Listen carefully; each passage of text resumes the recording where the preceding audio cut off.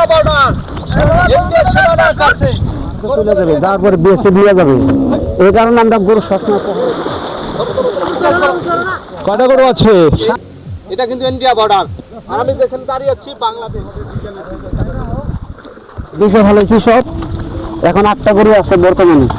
এই গরু কি হারায় না ইন্ডিয়া বর্ডারে? যখন বর্ডারে নিয়ে যান, বর্ডারে যায়। দেখতে পাচ্ছেন তিস্তা নদীর পারে। আপনার গরু কখনো হারাইছে? ভারতে হারাইছে? আমার পশ্চিম গরু হারাইছে। এখন বরন্ত সকালবেলা, আর সকালবেলা যখন নদী পার করার জন্য গরুগুলো নিয়ে যাওয়া হয়, এই যে খোলা হচ্ছে গরুগুলো, লাইন ধরে একই সিরিয়াল ভাবে গরুগুলো নেওয়া হবে, একই সিরিয়াল ভাবে যাবে দলবদ্ধ হয়ে।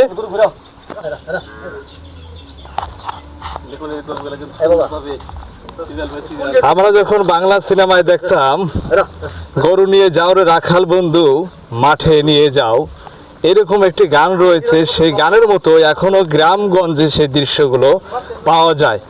রাখাল বন্ধুরা যেরকম আগে মাঠে গরু চড়াতো, সেভাবেই কিন্তু এখনো গরু চড়ায় আমাদের উত্তর অঞ্চলের তিস্তাবর্তী এলাকায়। এখন বিনা খরচে গরু পালন করা যায়। তিস্তাবরীর মানুষগুলো বিনা খরচে গরু পালন করে থাকেন, যে মাঠে চড়ানোর জন্য। সকালবেলা এই অঞ্চলের প্রতিটি মানুষ এই পাশে চলে যায়, ওটা হচ্ছে ইন্ডিয়া সীমানা। তো ওই পাশেই যে ফাঁকা ক্ষেতগুলো রয়েছে মাঠে চড়ানোর জন্য, সেই গরুগুলো লাইন লাইন করে 40টা 50টা 10টা 20টা এইভাবে প্রতিটা পরিবার থেকে গরুগুলো রাখতে নিয়ে যায়। এই যে আমরা একজন রাখাল যিনি গরু রাখেন, ওনার সাথে কথা বলবো। ভাই আসসালামু আলাইকুম। ওয়ালাইকুম সালাম।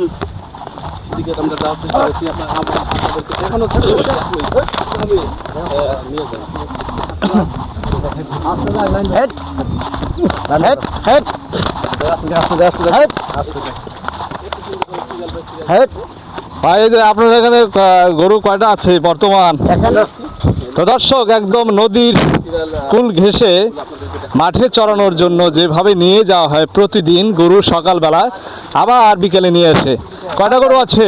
7টা গরু আছে এগুলা। 7টা। আপনার বাড়িতে কয়টা গরু পালন করেন? এই 7টা এখন। এখন বর্তমান 7টা। হ্যাঁ। তো এই যে আগে কিরকম গরু পালন করতেন? মানে একটা গাই কিনে আনছিলাম, একটা গাই থেকে পবিসিল গুনে দিছে। পবিসিল বি একটা এনজিও আসছিল, ওখানে মানে একটা গরু দিছে ওই এনজিও থেকে। হ্যাঁ। তারপরে এখন পাল বৃদ্ধি হয়েছে, এখন একটার পর একটা বৃদ্ধি হয়েছে। আপনার বয়সে কয়টা পর্যন্ত গরু করছিলেন? আমার বয়সে এখন মনে করেন যে এখন গরু তো অনেক করছিলাম, কিন্তু গরু তো রাখতে পারি নাই, বেঁচে ফেলাইছি সব। এখন 8টা গরু আছে বর্তমানে। বেচা ফেলায় জমি নিছেন? হ্যাঁ, জমি নিছি। এখন বছর বছর বিয়েতে আছে। তা আপনার তো খরচ হয় না? না, গরু খরচ হয় না। এখন মনে করেন যে সব এগুলো খুলে নিয়ে আসলাম, এগুলো এখন নদী পার করে দেবো। আবার কয়টার দিকে আনবেন? আমরা বিকাল 4টার দিকে আসবো গরুগুলো। বিকাল 4টার দিকে আবার বাড়িতে নিয়ে আসবেন। এই গরু কি হারায় না ইন্ডিয়া বর্ডারে? যখন বর্ডারে নিয়ে যান, বর্ডারে যায়, যাওয়ার পরে ওখান থেকে আমরা খাড়ায় থাকি। খাড়ায় থেকে মনে করেন দেখি গরুগুলোর দিকে যদি জঙ্গলে যায়, তাহলে তো মনে করেন ভারতে চলে যাবে, যাওয়ার পরে বিএসএফ নিয়ে যাবে। এই কারণে আমরা গরু সবসময় পহরা রাখি। আপনার গরু কখনো হারাইছে? ভারতে হারাইছে? আমার পশ্চিম গরু হারাইছে, আমার বাড়ির গরুটা নামাই দাও, নামাই দাও। তো দর্শক, এই যে ইন্ডিয়ার সীমানায় বর্ডার প্রান্ত এলাকায় গরু পালন করতে নিয়ে যাচ্ছে, মানে মাঠে চড়ানোর জন্য। দেখেন রহর ধরে, মানে সিরিয়াল ভাবে, একই সিরিয়াল ভাবে নিয়ে যাচ্ছে। আমরা নদীতে নামিয়ে দিবে, আবার বিকেল 4টার দিকে একা এদিক দিয়ে চলে আসবে, ওনারা সাথেই থাকে। তো আমরা আপনাদের দেখাবো কিভাবে নদীতে নামানো হয়। নদী থেকে তো সে জায়গায় নিয়ে আসা হয়েছে গরুগুলোকে। আরো ওই পাশে রাখা আছে সম্পূর্ণ গরু। এভাবে পার করে দেওয়া হয় গরুগুলো।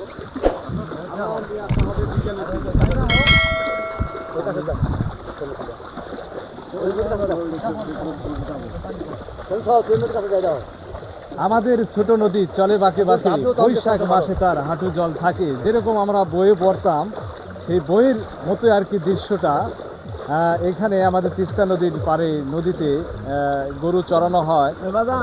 ইন্ডিয়া সীমানার কাছাকাছি যে জমিগুলো রয়েছে, আবাদি ফসলগুলো, সেখান দিয়ে কিন্তু গরুগুলো চড়ানো হয়। তো দেখুন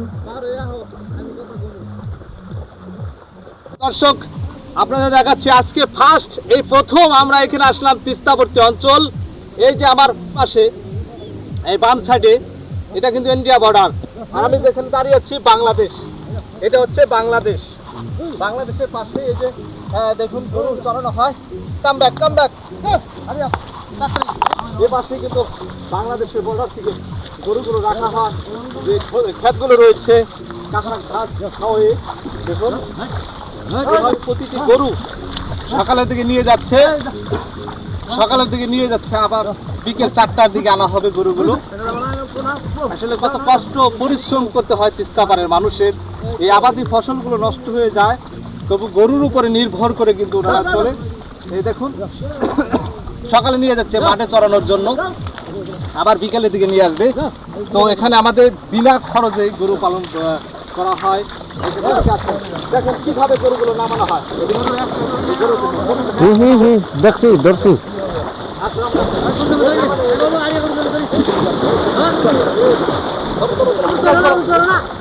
দর্শক আপনারা দেখতে পাচ্ছেন তিস্তা নদীর পাড়ে এখনকার বর্তমান চিত্র।